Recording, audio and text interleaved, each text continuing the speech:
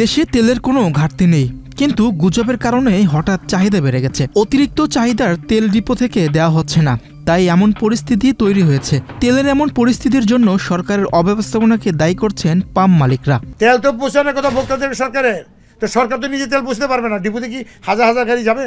ওনারা আমাদের মাধ্যমে দিচ্ছেন, ওনারা আমাদের সেফটি চিন্তা করেন না। ওনারা তাহলে আমরা কী করব? আমাদেরকে নিরাপত্তা দেন, যা বলবেন তাই করব। আর যদি আমাদের নিরাপত্তা না দেন, তাহলে পাবলিক যা আছে আমরা তা আছে আমাকে দিয়ে দেন, সমস্যা নেই। আপনার ডিজেল তো ধরেন ঈদের বন্ধ গেছে, ঈদের আগে সাফিসিয়েন্ট ডিজেল গভর্নমেন্ট দিছে, কিন্তু সবাইকে না, সাফিসিয়েন্ট ওনার কথায়। অনেক পেট্রোল পাম্প, আপনি উত্তরবঙ্গে যান, পাবনা, ঈশ্বরদী, পঞ্চগড়, ঠাকুরগাঁ, রংপুর, কোনো পাম্পে তেল নেই।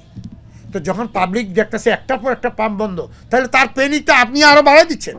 পদ্মা সেতু, মেট্রো রেল এবং এলিভেটেড এক্সপ্রেসওয়ে নির্মাণের গর্বিত অংশীদার বসুন্ধরা সিমেন্ট। ইরানের বিরুদ্ধে যুক্তরাষ্ট্র ও ইসরায়েল চলমান যুদ্ধে দেশে জ্বালানি তেলের সংকট দেখা দেবে। ভবিষ্যতে তেলের সরবরাহ কমে যেতে পারে এমন প্যানিকে আগেভাগে তেল সংগ্রহ করতে পাম্পে ছুটছেন অনেকেই। এই আকস্মিক চাপ সামাল দিতে হিমশিম খাচ্ছে পাম্পগুলো। অতিরিক্ত তেল সংগ্রহে দেশের বিভিন্ন জেলায় জ্বালানি তেলের তীব্র সংকট দেখা দিয়েছে।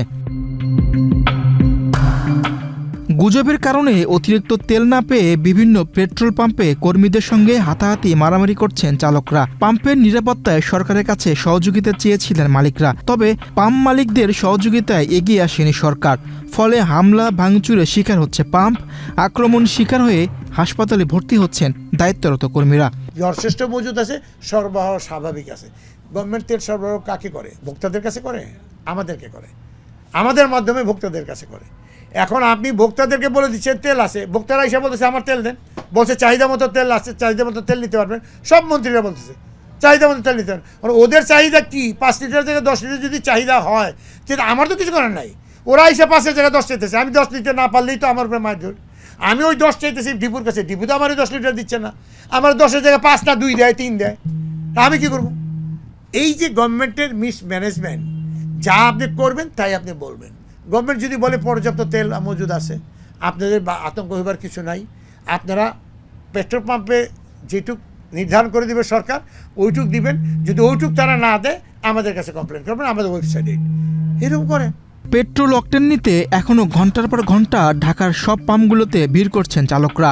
ঈদের ছুটির পর হঠাৎ করে গাড়ির চাপ বেড়ে যাওয়ায় জ্বালানির চাহিদা বেড়েছে, কিন্তু সেই অনুযায়ী সরবরাহ স্বাভাবিক না থাকায় এই সংকট তৈরি হয়েছে বলে মনে করছেন চালকরা। হঠাৎ করে শুনতেছি যে তেল নাই, পাম্পে তেল আসবে না, বাস পাম্পে গেলে বলে যে তেল নাই। তখন তো মানুষের মাথায় তখন তো তেল নাই, তেল পাবে না, তখন ওটাই মাথায় কাজ করে যে তেল তো মনে হয় নাই, পাইতেছি না, এরকম এই কারণে।